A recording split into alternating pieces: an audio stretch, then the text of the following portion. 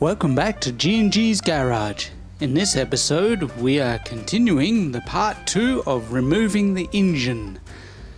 As you can see, I am now unclipping the passenger side harness to the injectors. And once again, being careful not to break any of the clips as they are quite fragile. Remember to hit that like button and subscribe.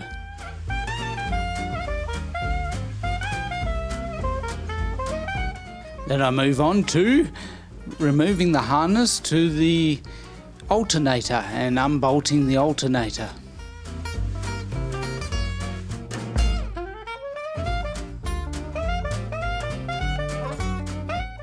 You see the alternator now has been removed, and I move on to the power steering pump and fluid.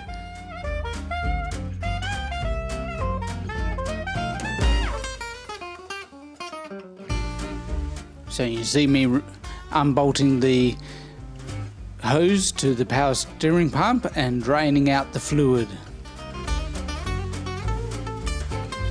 It takes a little bit as it's just dripping out, you can see there, but it is fine, it is coming out. And by the way, this pump needs replacing as it is leaking.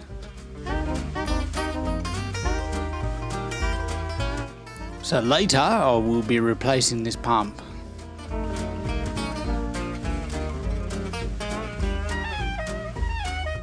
And there we are, now it's all unbolted. I move on to removing the hose, fuel hose.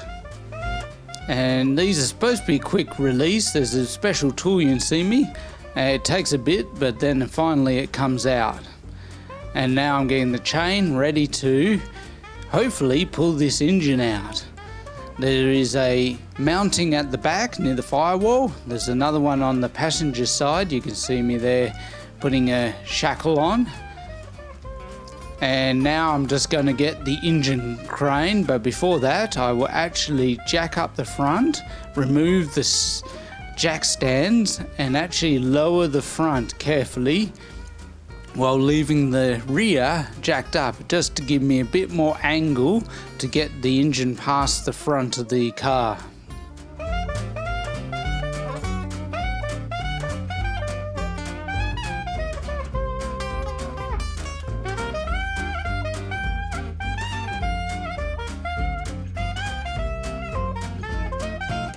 So now it's down, I will go and get the engine stand.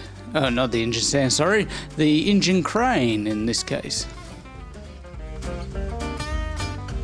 And so you see me hooking up the chain and tensioning it up, just doing some adjustments, trying to get it even.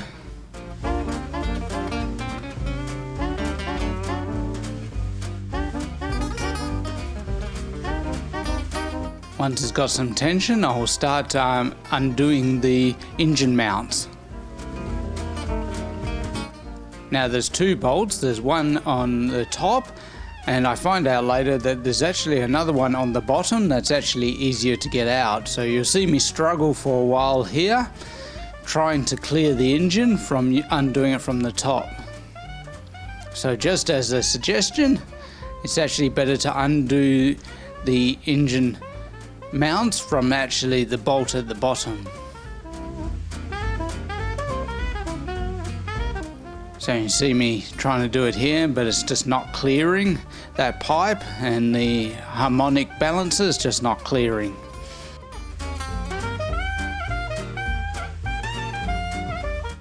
So I try something different. I actually try putting a chain on the other side as well, just to even out the load.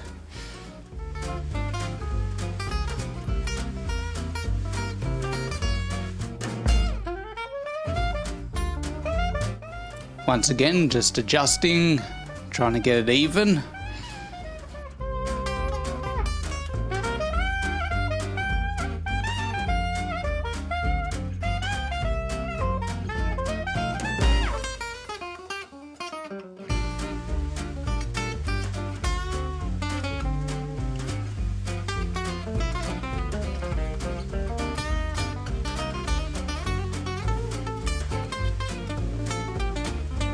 it's still getting wedged between the firewall and the harmonic balancer, and you can see me trying to use a screwdriver to get it over, not realizing there is an actual better way of doing this.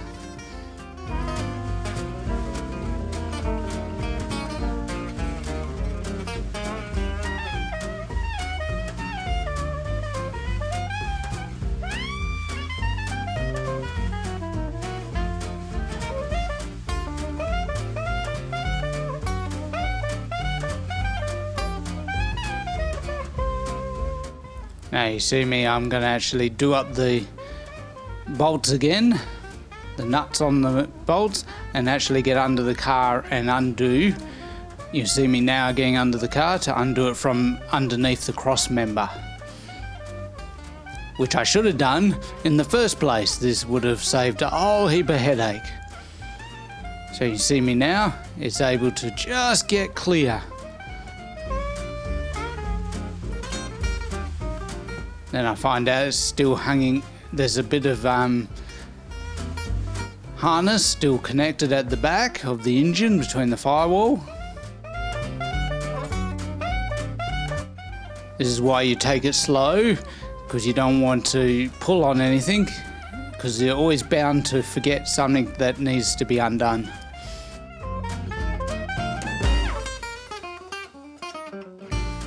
By the way, this is my first time actually removing an engine from a car, so I think I'm doing pretty well.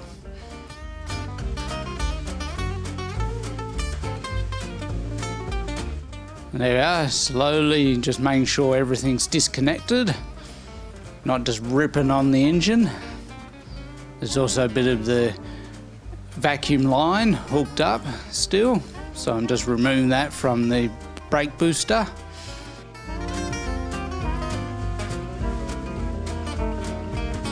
And there you go, the engine is now free. So now I'm just pulling it up just to get it past the front of the car, and there it is, all out.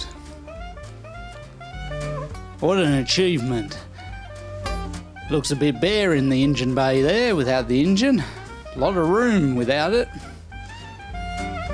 So don't forget to subscribe and press the like button, and I will see you in the next video.